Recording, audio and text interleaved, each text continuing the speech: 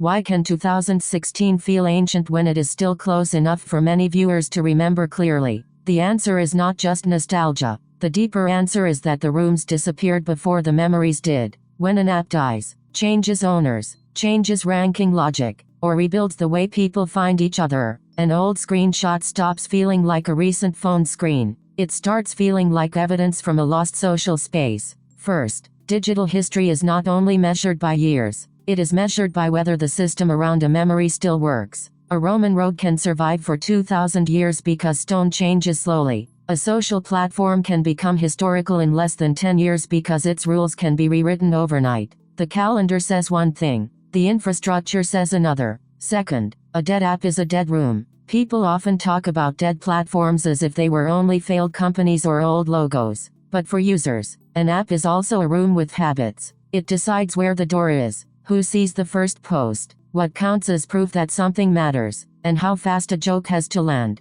When that room closes, the surviving screenshots become floor plans of a place people cannot fully re-enter. For example, start with Vine. The 6-second limit did not merely make videos short. It trained creators to compress setup, twist, and payoff into a tiny loop. That rule shaped the body language, the editing rhythm, and the way viewers expected a clip to reward replay. When Vine disappeared, the logo died, but the grammar kept traveling. Modern short-form video still carries traces of that old room. Third, old screenshots preserve rules. A 2016 phone screen is not just a collage of icons and captions. It is a record of instructions. It shows what was placed first, what social proof looked like, how comments were stacked, what buttons mattered, and what kind of performance the platform quietly rewarded. The colors may look dated, but the historical value is deeper than style. The screen preserves behavior. Now compare that with an old Twitter layout. It works differently from a modern feed because the sequence,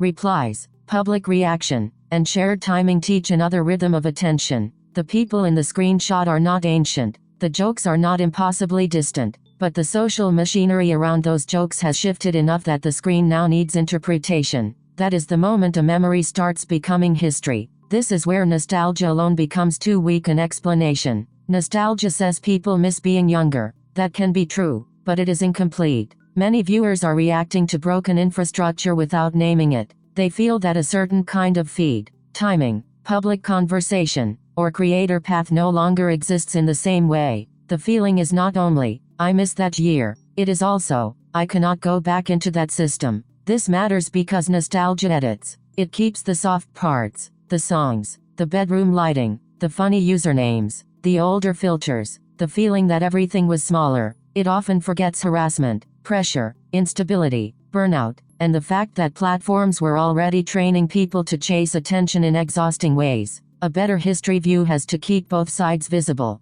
At the midpoint, the real twist is this. 2016 can feel ancient because the memory is close and the container is gone. Usually old history feels far away because the people are gone. Recent internet history feels strange because the people are still here, but the rooms they used are missing or redesigned beyond recognition. That mismatch makes the past feel both familiar and unreachable. The next layer is migration. Dead apps do not take all their habits with them. Their grammar migrates. Vine teaches compression. Old Twitter teaches a certain rhythm of public sequence. Early creator platforms teach identity performance, visible metrics, and fast audience testing. Newer platforms absorb those lessons and scale them. That is why the old internet can feel dead and alive at the same time. A screenshot helps us see that migration. It shows an earlier version of a behavior that may still exist in a hardened modern form. The interface is gone, but the training remains. The clip length changes. The recommendation system changes.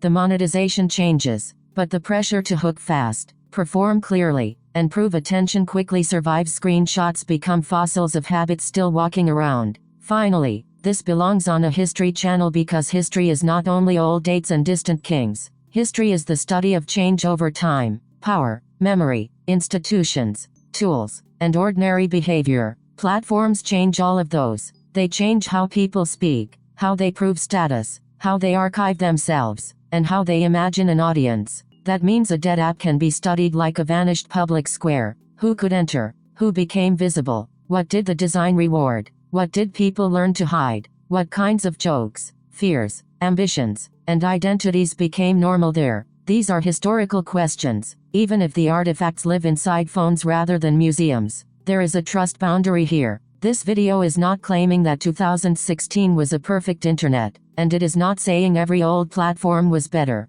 The point is narrower and more useful. 2016 left behind unusually readable artifacts because its platforms changed quickly while the memories remained emotionally close. That combination makes the evidence easy to feel and worth analyzing. The practical lesson is simple. When an old screenshot appears, do not only ask whether it looks nostalgic, ask what rule it preserved. Did it preserve a way of joking? A way of becoming visible? A way of arguing in public? A way of measuring popularity? That question turns a vibe into evidence. So why do dead apps make 2016 feel ancient? Because they reveal how fast a living system can become a lost room. The people remember it, the screenshots preserve it, but the original paths, pressures, and rules no longer operate in the same form. That is why recent digital culture can become history almost immediately. If you like content that treats internet memory as real history, subscribe. We will keep turning familiar screenshots, old feeds, and vanished platforms into explainers that show what changed, who adapted, and which habits survived into the feeds we still use today. If this helped the trend make sense, please like the video and subscribe for fast, no fluff explainers. I'll see you in the next one.